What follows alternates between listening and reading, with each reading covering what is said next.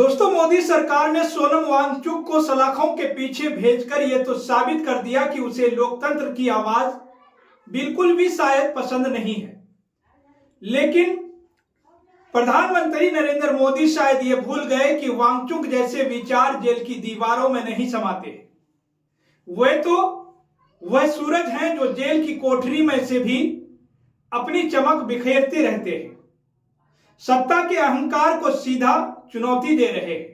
दोस्तों, लोकतंत्र के मंदिर में बैठकर देश को विश्वगुरु बनाने का दावा करने वाली मोदी सरकार आज एक ऐसे वैज्ञानिक से डर गई है जिसने अपनी पूरी जिंदगी लद्दाख की सूखी मिट्टी में पानी और पहाड़ों की ऊंचाइयों पर शिक्षा की रोशनी पैदा करने में लगा दी। जोधपुर सेंट्रल जेल की सलाखें शायद लोहे की हो सकती है, लेकिन वे उस फौलादी इरादे और असीमित ज्ञान को कैसे कैद कर पाएगी जिसने हमेशा समाज को कुछ नया ही दिया है। यानी मोदी सरकार को लगता है कि सोनम वांगचुक को एकांत कोठरी में डालकर उनकी आवाज को खामोश कर दिया जाएगा। लेकिन सत्ता की यह सबसे बड़ी भूल है दोस्तों, क्योंकि जिस इंसान ने शून्य से नीचे के तापमान में बिना बिजली पानी के रहना सीखा हो, उसके लिए जेल की दीवारें कोई मायने नहीं। मोदी सरकार की यह दमनकारी नीति आज पूरी दुनिया के सामने बेनकाब हो चुकी है, जहां एक सच्चे देशभक्त और नवाचारी को सिर्फ इसलिए अपराधी बनाकर पेश किया जा रहा है क्योंकि वह लद्दाख के पर्यावरण और वहां के लोगों के हक की बात कर रहा था। दोस्तों, जेल की चार दीवारी के भीतर भी सोनम वांगचुक ने हार मानने के बजाय सरकार के गाल पर करारा तमाचा जड़ते हुए वहां भी सुधार का काम शुरू कर दिया है। वे जेल की उस बैरक में भी शांत नहीं बैठे, बल्कि वहां मौजूद जेल कर्मियों और सुरक्षा बलों को पेरेंटिंग यानी कि बच्चों की सही परवरिश के गुण सिखा रहे हैं। वे उन्हें बता रहे हैं कि बच्चों की कमियों पर ध्यान देने के बजाय उनकी खूबियों को कैसे निखारा जाए।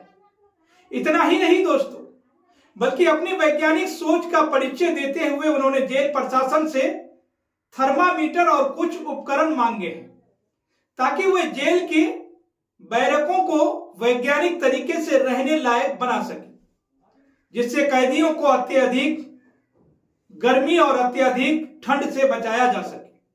जो शख्स जेल में भी इंजीनियरिंग और एजुकेशन के जरिए लोगों की जिंदगी बदलने में जुटा हो, उसकी शख्सियत को कमजोर करने की कोशिश करने वाली मोदी सरकार खुद कितनी कमजोर और डरी हुई है, इसका अंदाजा आप लगा ही सकते हैं। दोस्तों, सोनम वांगचुक जेल में चींटियों के व्यवहार पर शोध कर रहे हैं और फॉर एवर पॉजिटिव नाम की किताब लिख रहे हैं, जो यह बताता है कि उनके ज्ञान को गिरफ्तार करना किसी भी सत्ता के बस की बात नहीं है। सोनम वांगचुक वो शख्सियत है जिन्होंने इस देश को आइस स्तूपा जैसी तकनीक दी, जिससे लद्दाख के रेगिस्तान में खेती भी संभव हो पाई। उन्होंने दुनिया को दिखाया कि कैसे मिट्टी से बने घरों में बिना हीटर के तापमान को नियंत्रित किया जा सकता है। भारत सरकार को उन पर गर्व होना चाहिए था, लेकिन हुआ क्या? उसका उल्टा। क्योंकि दोस्तों, उन्होंने अपनी पूरी जिंदगी देश के संसाधनों को बचाने और शिक्षा व्यवस्था में रटने की परंपरा को खत्म करने के लिए समर्पित कर दी। उन्होंने शेखमल जैसा संस्थान बनाया जहां फेल होने वाले छात्रों को भी हुनरमंद बनाकर देश की मुख्य धारा से जोड़ा जाता है। आज जिस तकनीक और विज्ञान का श्रेय लेकर मोदी सरकार विदेश में सीना चौड़ा करती है, उसका एक बहुत बड़ा हिस्सा सोनम वांगचुक जैसे जमीन से जुड़े वैज्ञानिकों की देन है दोस्तों। लेकिन अफसोस की बात यह है कि आज उसी देश के वैज्ञानिक को अपराधी की तरह जेल में सराया जा रहा है, जो कभी चीन के सामान का बहिष्कार करने और स्वदेशी अपनाने की अपील करके मोदी सरकार के ही एजेंडे को मजबूती दे रहे थे। आखिर सोनम वांगचुक का गुनाह क्या था? आखिर जिन्होंने साथ दिया किसी मुद्दे पर वो गलत कैसे हो गए किसी और मुद्दे पर? सोनम वांगचुक का गुनाह सिर्फ इतना था दोस्तों कि उन्होंने लद्दाख की नाजुक परिस्थिति के लिए आवाज उठाई। मोदी सरकार ने उन्हें सितंबर 2025 में लद्दाख में हुई हिंसा और विरोध प्रदर्शनों के बाद हिरासत में लिया और फिर उन पर राष्ट्रीय सुरक्षा अधिनियम यानी कि NSA जैसी बेहद ही सख्त और दमनकारी धाराएं थोप दी। दोस्तों, सितंबर 2025 को लद्दाख में जब लोग अपने लोकतांत्रिक अधिकारों के लिए सड़कों पर उतरे थे तो सरकार ने संवाद करने के बजाय लाठियां चलाई और जेल का रास्ता चुना। शांतिपूर्ण मार्च निकालने वाले गांधीवादी कार्यकर्ता को सरकार ने राष्ट्रीय सुरक्षा के लिए खतरा बताया और जोधपुर की जेल में डाल दिया गया।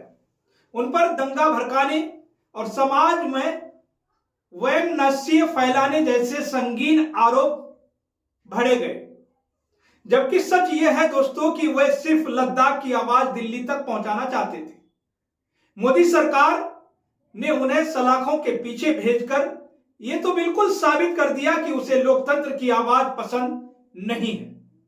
लेकिन दोस्तों, शायद प्रधानमंत्री नरेंद्र मोदी या मोदी की जितने भी कार्यकर्ता हैं भाजपाई, ये भूल चुके हैं कि वांगचुक जैसे विचार जेल की दीवारों में नहीं समाते हैं। वो तो वह सूरज है दोस्तों जो जेल की कोठरी में भी अपनी चमक बिखेरते रहे और सत्ता के अहंकार को सीधा चुनौती दे रहे। तो फिलहाल दोस्तों, आपको क्या लगता है? आपकी जो भी राय हो, आप अपनी राय हमारे कमेंट सेक्शन में जरूर लिखिएगा। और साथ ही दोस्तों, अब आपने अगर केनी न्यूज को अभी तक सब्सक्राइब नहीं किए हैं तो सब्सक्राइब जरूर कर लें और बेल आइकन को भी दबाना न भूलें।